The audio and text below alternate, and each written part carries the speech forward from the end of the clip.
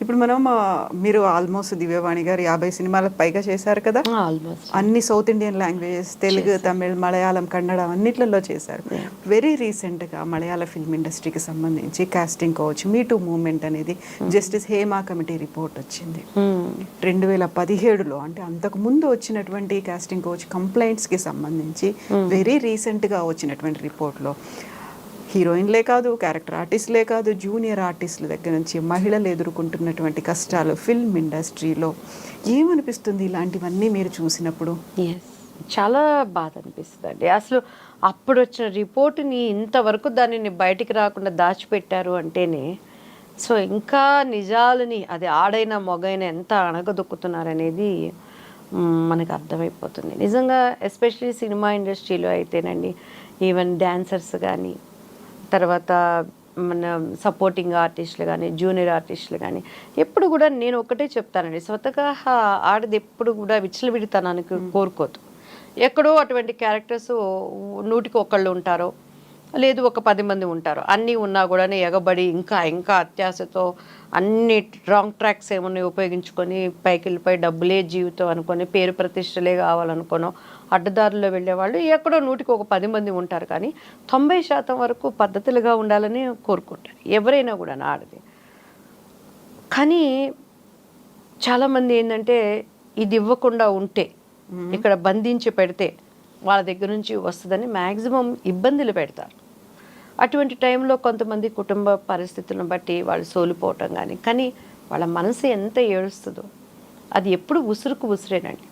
నా 15 ఏళ్ల వయసులో నేను యాక్చువల్లీ అర్జున్ సర్జా గారితో ఒక మూవీ చేయాల్సింది, ఉరుషి శారదా అంటే. ఆల్మోస్ట్ ఓకే అయిపోయాను. చూసినప్పుడు అమ్మాయి ఎంత బాగుంది, బొమ్మలాగుంది అని.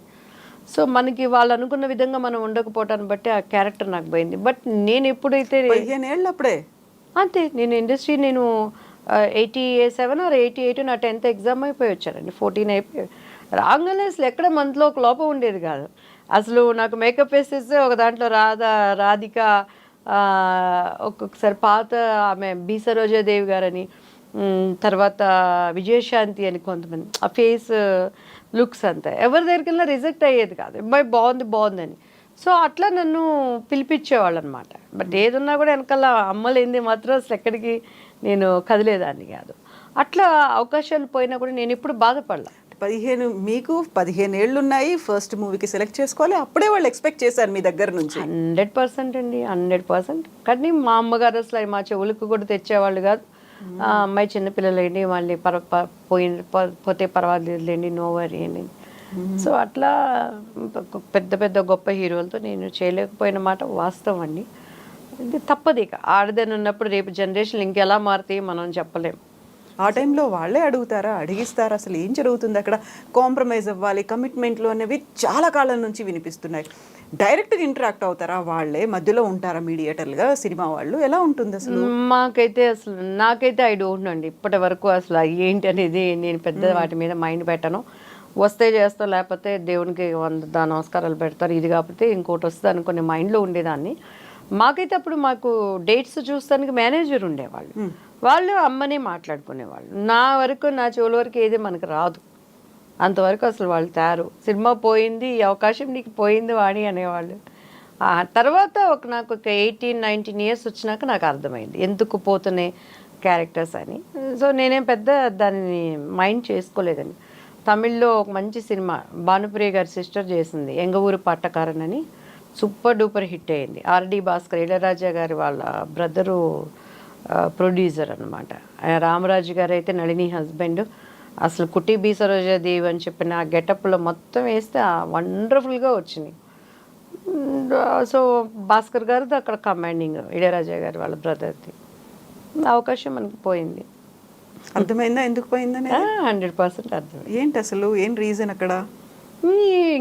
ఇంకేమి ఓపెన్గా చెప్పేది ఎందుకు పోయిందంటే వాళ్ళకి ఇష్టానికి మనం ఉండమని. లొంగిపోలేదు, మీరు ఒప్పుకోలేదు. సో మంచి సినిమా. తర్వాత మేము ఆ టీ నగర్లో వెళ్ళేటప్పుడు పెద్ద పెద్ద పోస్టర్లు చూసి ఈ సినిమా ఉంటే బాగుండేది కదా అని బాగుండేదా? ఓకే, మనకి అమ్మ ఉంది, అన్నయ్య ఉన్నాడు, అక్క ఉంది, కావాల్సింది టైం టు టైం వెళ్తుంది, మంచి ఎక్సర్సైజ్, డ్యాన్స్ అన్నీ. ఇది కాకపోతే ఇంకొకటి వస్తుంది. అంటే నేను ఇష్టంగా రాలేదు సినిమాల్లోకి.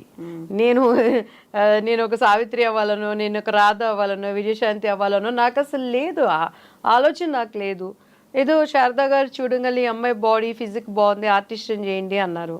నువ్వు హీరోయిన్ అవుతావంట అన్నారు. అన్నీ వాళ్ళే చేశారు కాబట్టి ఇప్పుడు నా ఇష్టంగా నేను చేస్తే బాధపడేదాన్నేమో.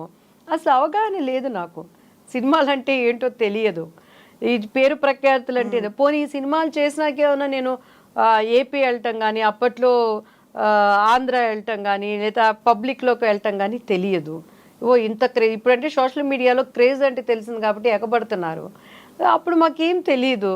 ఈ కుటుంబము నలుగురే, బయట ఎప్పుడు నేను పబ్బులకు పోయింది లేదు, ఫంక్షన్లకి బయటికి వెళ్ళింది లేదు. ఏదైనా 100 days ఫంక్షన్స్కి ఏదైనా ఉన్నా కూడా అమ్మ అన్నయ్యతో వెళ్ళటము, ఆ ఫంక్షన్ అయిపోయిన 5 నిమిషాలకి అందరూ దండం పెట్టడం, కారు ఎక్కడం, రావటం. సో ఇట్లా సిచ్యువేషన్లో ఏమైనా తెలుస్తుంది మనకి. మీరు అవన్నీ మిస్ అయిపోయాను అని అనుకున్నారా? అంటే ఇలాంటి ఒక బ్యానరు, లేకుంటే ఇలాంటి హీరో, అలాంటి ఒక గొప్ప దర్శకుడు అనుకున్నాను. చేయలేనప్పుడు అనుకున్నాను నేను. చేయలేనప్పుడు యాక్చువల్లీ అక్క మొగుడులో సుహాసిని గారి క్యారెక్టర్ ఏం చేయాల్సింది. అప్పారావు గారు ఫస్ట్ సుహాసిని క్యారెక్టర్ దివ్యవాణి అని చెప్పని అన్నారు. తర్వాత చూస్తే నలుగురు సిస్టర్లో నా క్యారెక్టర్ ఇట్లా. అప్పట్లో ఏం తెలిసేది, స్టోరీ చెప్పేవాళ్ళం, 10 సినిమాలు బిజీగా చేసుకునేవాళ్ళం. రాజశేఖర్ గారు పక్కన. తర్వాత కట్ చేస్తే సుహాసిని గారు, క్రాంతి కుమార్ గారిది. ఇదేంటండి అమ్మాయి అంటే, ఆ అమ్మాయి చిన్న ఫేస్గా ఉంది, చిన్న ఏజ్గా ఉంది, మళ్ళీ నెక్స్ట్ సినిమాలో చేస్తారు అని అడ్వాన్స్ అయిపోయి రేపు షూటింగ్ అన్నాక ఇవాళ తెలిసినప్పుడు ఏమనేవాళ్ళం. అప్పట్లో మీడియాలు లేవు, ఇంత అల్లరి లేదు, ప్రెస్లో ఏమైనా ఉందంటే ఫిలిం ఛాంబర్లోకి వెళ్ళి చేతులు కట్టుకొని నిలబడాలి, దోషులుగా వాళ్ళ ముందు ఉండాలి, బ్యాడ్ ప్రాపగండా చేసేవాళ్ళు. ఉండే అవకాశాలు కూడా పోతే ఏమోనని చెప్పని అమ్మ వాళ్ళకి ఒక ఇంటెన్షన్ ఉండేది. సో అట్లా చాలా వరకు అలానే లేడీ స్పెషల్ వాణి విశ్వనాథ్ క్యారెక్టర్ నేను చేయాల్సింది జంజాల గారిది. అక్కడ కొన్ని పెద్ద తలకాయలు నెట్వర్క్లు ఏం చేస్తాం, ఇన్సైడ్ అదే సినిమాకి సంబంధించిన 100% నా వరకు అయితే అదేనండి. కానీ నాకున్న అదృష్టం ఏంటంటే నా వరకు ఆ ప్రాబ్లమ్స్ తెచ్చేవాళ్ళు కదా అమ్మ వాళ్ళు. టపటపటపటపట బిజీగా ఈ సినిమా సినిమా చేసుకుని ఆల్రెడీ వచ్చే పేరు వచ్చేసింది పెళ్లి పుస్తకం ద్వారా, ఇంకో కొత్తగా వచ్చేదే ఉంది నాకు. ఇవన్నీ ఇలా అనుకున్నప్పుడు మీకు రావాల్సిన సినిమానో, మీరు హీరోయిన్గా చేయాల్సినటువంటి ఆ ప్రాజెక్టు మిస్ అయిపోయింది, ఇంకా వేరే వాళ్ళు చేశారనుకున్నప్పుడు, ఆ తర్వాత ఫిల్మ్ రిలీజ్ అయిపోయిన తర్వాత పేరు, విపరీతమైన పేరు, ఫేమ్ అనేది ఇవన్నీ వచ్చిన తర్వాత ఎప్పుడైనా వాళ్ళని కలిసినప్పుడు అలా మాట్లాడుకోవడంలో ఎప్పుడైనా తెలిసిందా? అంటే దివ్యవాణి చేయాల్సిన క్యారెక్టర్ మీరు చేశారు అనేది ఇంటరాక్షన్లో వచ్చిందా? మీతో ఎవరైనా చెప్పారు? ఆమెని నేను ఇది మన చాలా గేమ్ షోస్లో చేసాము. ఒకసారి మేమిద్దరం ఫ్లైట్లో చాలాసేపు మాట్లాడుకున్నాం. అప్పుడు మిస్టర్ పెళ్ళాం మీరు చేయాల్సింది నేను చేశానని వచ్చినప్పుడు బాపు గారు పెళ్లి పుస్తకం సినిమా అమ్మాయికి అప్పట్లో DVDలు డెక్కులు ఉన్నాయి, 100 సార్లు చూపించారట, ఇలానే కావాలని. తర్వాత నేను రాధాగోపాలం చేశాను. రాధాగోపాలం స్నేహగా చెప్పింది, ஐயோ பாப்பு சார் அந்த படம் போட்டுட்டு காட்டிட்டே இருந்தாங்க, இப்படிதான் வேணும் இப்படிதான் வேணும் అని. కన్ను ఎல்லாம் ఎవ్వడో అழగా இருக்குங்கிறது అని చెప్పని స్నేహ మాట్లాడింది. సో అట్లా పోయింది అన్నప్పుడు నాకైతే నేను పెద్దగా ఎప్పుడు బాధ అనిపించలేదండి నాకు. ఎందుకంటే నా తప్పు ఉండో, నా కారణం ఉండో నేను మిస్ అయితే నేను బాధపడాల్సి ఉండేదేమో.